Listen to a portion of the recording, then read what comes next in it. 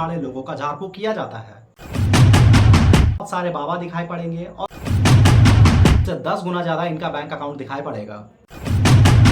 दो तरीके के लोग हमारे आसपास पाए जाते हैं। पहला वो जो चीजों को तो देखते हैं तब वो विश्वास करते हैं कि हाँ ये है और हम इस पर विश्वास करेंगे, और दूसरे वो जो नहीं भी दिखाई पड़ते हैं तब भी वो मान लेते हैं। जो पहले वाला तरीका होता है वो नास्तिक समझ लो, वो जब तक देखेंगे नहीं तब तक वो मानेंगे नहीं। जैसे कि हमारे ऋषि मुनियों ने कहा था, वो कहकर चले गए कि आसमान में सौर मंडल है, 9 ग्रह हैं, लेकिन हमारे साइंटिस्ट ने इस बात को तब तक नहीं माना जब तक उन्होंने खुद से नहीं देखा। लेकिन ये सब बातें मैं कर क्यों रहा हूं? आप अपने ही घर में चीजों को देखते होंगे कि हमारे घर में सब कुछ सही चल रहा होता है, किसी का कोई तबीयत खराब नहीं है, बच्चे खेल कूद रहे हैं, सब कुछ सही हंसी खुशी से सब कुछ चल रहा होता है। लेकिन तभी अचानक से जो है घर में किसी एक का तबीयत बिगड़ जाता है, उनकी तबीयत खराब हो जाती है। ना ही उन पे घर का कोई नुस्खा काम आता है और ना ही डॉक्टर की कोई दवा काम आती है। तो काम क्या आती है? काम आती है झाड़ फूक। सुनकर लग रहा हो कि मैं प्रमोट कर रहा हूं उन झाड़ फूक करने वालों को। एक और एग्जांपल लेते हैं। आपने सुना होगा कि किसी के ऊपर माता आ जाती है। एक लड़की जो है नॉर्मल सी, या फिर आजकल तो लड़कों में भी देखा गया है कि वो नॉर्मल बैठे हुए हैं, अचानक से उन पे माता आ जाती है और वो जो है बहुत अजीब हरकतें करने लगता है और ऐसी ऐसी वो बातें करेगा कि मुझे ये चाहिए, मुझे वो चाहिए, मुझे इस तरीके से मारा गया, मुझे उस तरीके से मारा गया। अब ये बातें कितनी सच्चाई भरी है ये तो वही बता सकते हैं जो इन चीज़ों को झेल चुके हैं। और हमारे बॉलीवुड वालों ने भी इन चीज़ों से इंस्पिरेशन लेकर के बहुत सारी मूवीज़ को निकाला है, जैसे कि अभी ट्रेंडिंग में चल रहा है भूल भुलैया, और अगर साउथ की माने तो कंचना। बहुत सारी मूवीज़ है। और अंधविश्वास को लेकर के ओ माय गॉड मूवी आया गया था। मैंने कभी अंधविश्वास को सपोर्ट नहीं किया है, लेकिन बावजूद उसके इन लोगों का धंधा कभी बंद नहीं हुआ, बढ़ते ही चला गया। टारगेट पता है कौन होता है? इनका टारगेट बहुत हाई क्लास लोग नहीं होते हैं। इनके टारगेट के जो लोग होते हैं वो अपर मिडिल क्लास और मिडिल क्लास, और जो लोअर होते हैं वो तो इन पे अंधविश्वास करते ही हैं। उनका कुछ इस तरीके से ऐसे कमांड होता है कि अगर वो इशारा दे तो सामने वाले को जान मार दे। आज इन्हीं सब चीजों के बारे में मैं आपसे बात करने वाला हूँ। मैं एक जगह का नाम लूंगा जिसे बोलते हैं पटना, जो बिहार की एक राजधानी है। तो पटना में एक जगह है कच्ची दरगाह और दूसरा है मित्तन घाट। इन दोनों जगहों पर झाड़ फूक किया जाता है और बहुत अच्छा तरीका से या खराब तरीका से ये तो वही बताएंगे जो यहाँ पर गए हैं, लेकिन मैंने दूर से देखा है। तो इस वीडियो में सबसे पहले मैं बात करूंगा कच्ची दरगाह के बारे में। कच्ची दरगाह पटना का एक ऐसा जगह है जहां पर दिन दहाड़े लोगों का झाड़ फूक किया जाता है। आए दिन बहुत सारे ऐसे यूट्यूबर्स हैं, बहुत सारे ऐसे न्यूज वाले हैं जिन्होंने वहां पर जाकर के देखा है कि लोग किस तरीके से अपने सर को इस तरीके से राउंड राउंड घुमाते हैं, जबकि अगर कोई आम इंसान ऐसा करे तो उनके सर में चक्कर आ जाए और वो बेहोश होकर के गिर जाए। तो क्या सच में कच्ची दरगाह में भूतों को भगाया जाता है, या फिर सच में जो लोग वहां पर रहते हैं 10-12 साल की लड़कियां, 14 साल की लड़कियां, 70-80 साल की लेडीज रहती है वहां पर, कुछ तो मर्द भी रहते हैं। तो क्या जो कच्ची दरगाह में जो लड़कियां होती है वो खुद से करती हैं या फिर उन्हें कराया जाता है? क्योंकि देखो कोई भी उन्हें बुलाता नहीं है।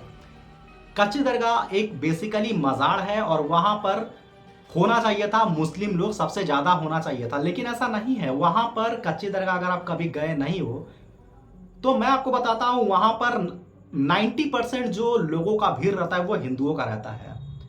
यहां पर जो हिंदुओं का जो आस्था है वो मंदिर के ऊपर ना जाकर के वो मुस्लिम के मजार की तरफ जाता है।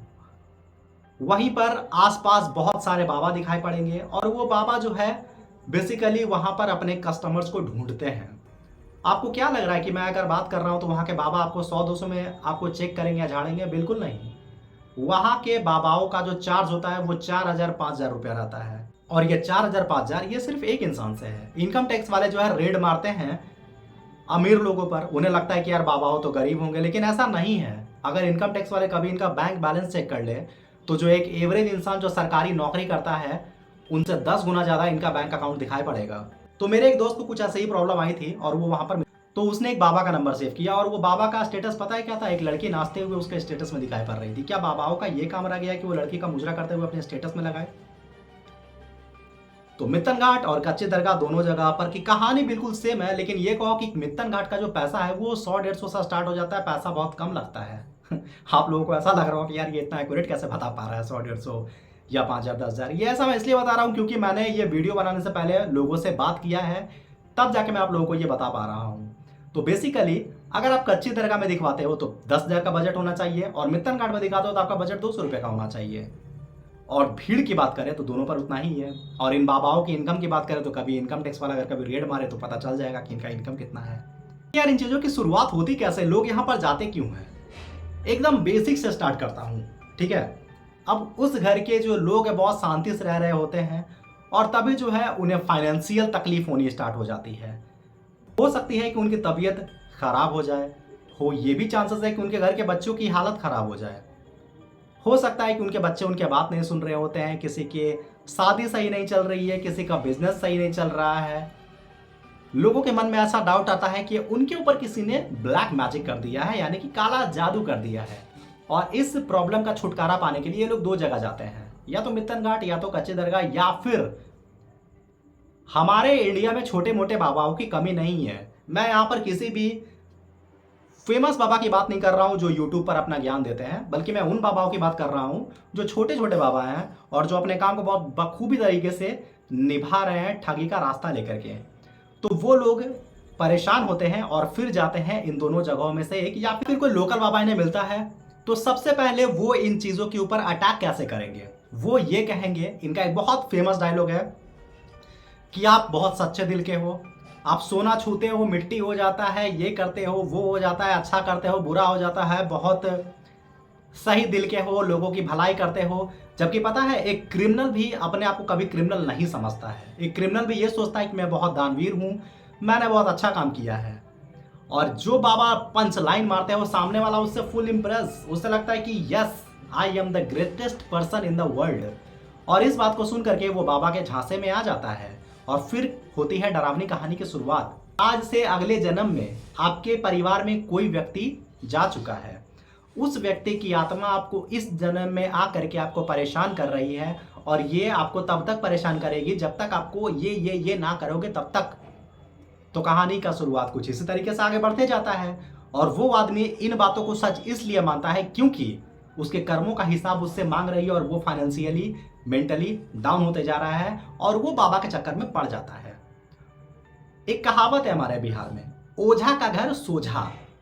और जब वो परिवार उस बाबा के चक्कर में पड़ते हैं तो फिर जो है कहानी उल्टी गिनती गिनना स्टार्ट हो जाता है। कहने का मतलब ये है कि सबसे पहले बाबा जो है उनकी कमजोर पतली नस पकड़ते हैं कि कैसे इसे हम पकड़े ताकि इसके चीजों को हम ब्रेक डाउन कर सके। उसके बाद जो है उस घर के सबसे कमजोर सदस्य को, देखो हर इंसान मेंटली मजबूत नहीं होता है, कुछ ऐसे भी लोग होते हैं जो मेंटली बहुत हल्के होते हैं। अगर उनके सामने बहुत तेजी से ढोल नगाड़े बजाए जाए तो उनका जो मानसिक संतुलन है, या फिर ये कहो कि उनका जो शरीर है वो डोल जाता है, और ढोल की प्रचंड आवाज़ों से उन्हें कुछ ऐसा प्रतीत होता है कि उनके ऊपर कुछ है, या फिर वो मदहोश हो जाते हैं, और फिर सामने वाला जो उनसे पूछता है वो उस फ्लो में बोलते चले जाते हैं।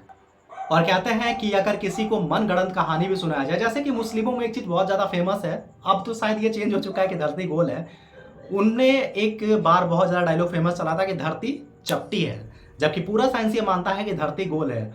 और ये सेम चीज़ जब उसके घर वालों से पूछा जाता है कि आप कौन हो, तो वो बताती है कि मैं ये हूँ मैं वो हूँ। लेकिन आप लोग एक चीज़ को नोटिस करना कि वो उतना ही बताएगी जितना कि उसने सुना है, जितना कि उसने पढ़ा है, उससे ज़्यादा वो कभी नहीं बोलेगी। मैं गारंटी के साथ ये बात कह सकता हूँ। मुन्ना भाई मूवी आपने देखा होगा, मुन्ना भाई में जो संजय दत्त होते हैं, यानी जो अपने मुन्ना भाई होते हैं, वो गांधी जी को देख पाते हैं, वो गांधी जी के बारे में बोल पाते हैं। लेकिन वो कितना बोल पाते हैं? वो उतना ही बोल पाते हैं जितना उन्होंने सुना था और जितना पढ़ा था। और यहीं पे स्टार्ट होता है एक अपरिचित वाला कहानी। क्या आपको लगता है कि हकीकत में कोई अपरिचित था? बिल्कुल नहीं। एक आदमी का एक मल्टीपल डिसऑर्डर पर्सनालिटी, यानी कि जब एक आदमी किसी से इंस्पायर्ड होता है तो वो उसको अपने अंदर घुसा लेता है। कहने का मतलब है वो उसको अपने तरीके से चाल ढाल में रंग लेता है कि मुझे इसी के तरीके बनना है, इसी के तरीके का दिखना है, और इसके रंग में मुझे रंग जाना है। ये सेम चीज़ होता है। और इसका ट्रीटमेंट वो कैसे करते हैं? इसका ट्रीटमेंट वो उस तरीके से करते हैं, एक साइकाइट्रिक्स के पास लेके जाते हैं, और साइकाइट्रिक्स वो चीज़ों को समझ करके उसे मल्टीपल डिसऑर्डर पर्सनालिटी घोषित करता है और उसे ठीक करने की कोशिश करता है। कहने का मतलब यह है कि आपके ओरिजिनल पर्सनालिटी को आपको रखता है और सामने वाले को खत्म करने की कोशिश करता है, ताकि वो आपके ऊपर दोबारा ना आए और आप परेशान ना हो। एक किस्सा और सुनाता हूँ। हमारे साउथ में एक फिल्म निकला था भीमा करके, भीमा में भी दिखाया जाता है, वो मूवी काफ़ी अच्छी लगी थी मुझे। लेकिन इस मूवी से भी बहुत सारे लोग जो है नए नए लोग उठ चुके होंगे कि वो कोई इंसान मर जाता है और वो शरीर में घुस करके अपने दुश्मन को मार देता है। ये भीमा मूवी हो गया, और भी बहुत सारे मूवीज निकले हैं। लेकिन क्या आप इन चीज़ों को पकड़ पा रहे हो कि जो इंसान झूमता है, जो इंसान भरमता है, जिसके ऊपर आत्मा आती है, क्या वो अपने हाथ पे दिल रख के बता सकता है कि उसके ऊपर जो आता है क्या वो सच में कोई आता है या उसका एक इमेजिनेशन क्रिएशन है? एक चीज आपने बहुत ज्यादा नोटिस किया होगा कि जब कोई मेला होता है या फिर जैसे Durga Puja, most famous festival Durga Puja, काली पूजा, इस समय क्या होता है, छोटे छोटे जो बाबा होते हैं वो अपने आप को दिखाते हैं कि मेरे ऊपर काली माँ आ गई है, मेरे ऊपर दुर्गा माँ आ गई है। ये लोग भगवान तक को नहीं छोड़ते हैं। आप सोच सकते हो कि गीता में लिखा गया है कि भगवान को देखने की शक्ति, मतलब कि अगर कृष्ण जी अगर किसी को दिखाई पड़ रहे हैं तो उसमें इतना सामर्थ्य नहीं है कि वो कृष्ण को देख पाए, वो विष्णु को देख पाए, वो शिव को देख पाए। कहते हैं कि उनकी शक्तियों का एक छोटा सा अंश भी अगर किसी नॉर्मल इंसान का शरीर में आ जाए, उसका शरीर फट जाएगा, वो मर जाएगा। अब एक बहुत फेमस सीरीज चल रहा है legend of Hanuman. The legend of Hanuman में होता यह है कि हनुमान जी का शक्ति एक राक्षस जो है लेना चाहता है, उसकी नसें फटने लगती है, हनुमान जी के उस शक्ति को अपने अंदर वो स्टोर नहीं कर पाता है। और ये जो बाबा लोग होते हैं ये कहते हैं कि मेरे ऊपर भगवान आते हैं। क्या आप मान सकते हो? और अगर भगवान आते हो तो क्या भगवान जो है आ करके सामने वाली से 10,000, 20,000, 25,000, 1,00,000 रुपया डिमांड करेंगे?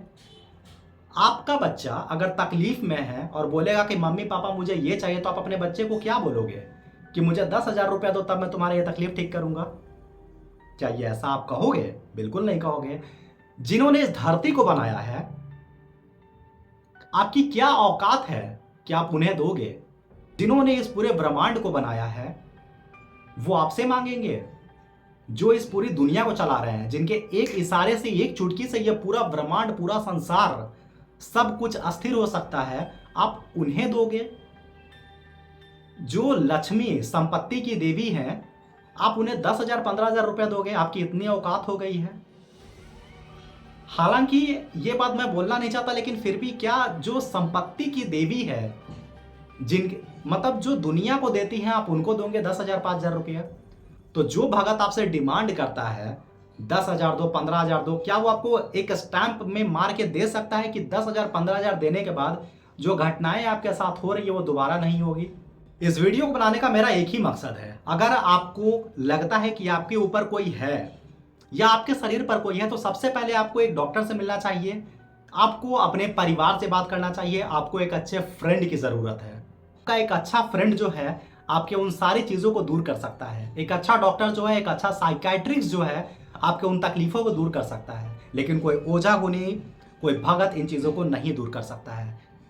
अगर आपको अपने चीजों से छुटकारा पाना है तो आप अपने धर्म में देखिए कि आखिर वो कौन सा ऐसा किताब है जिसको पढ़ने से आपको शांति मिले। क्योंकि अगर आप यहां से स्टेबल रहोगे ना, बाहर का ऐसा कोई शक्ति नहीं है जो आपको हिला सके। हमारे हिंदू धर्म में गीता एक ऐसी पुस्तक है जिसे अगर आप पढ़ोगे तो शायद ही आपको लगेगा कि बाहर में किसी और से मदद लेने की जरूरत है।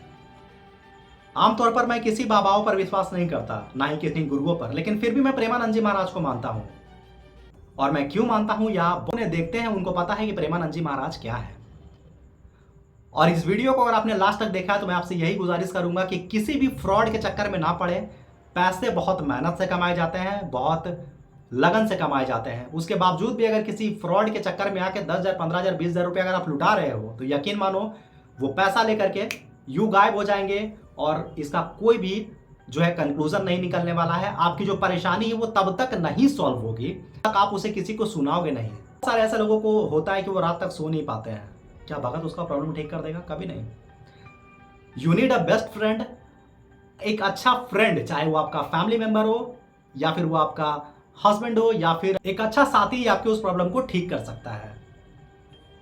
ये वीडियो यहीं तक है, ऐसे कुछ और सीरीज में लाऊंगा। ये वीडियो अगर पसंद आया है तो इसे आप लाइक करें, उन लोगों को शेयर करें जो ज़्यादा अंधविश्वास में रहते हैं, और इस चैनल को सब्सक्राइब करें। मिलते हैं एक और न्यू वीडियो में।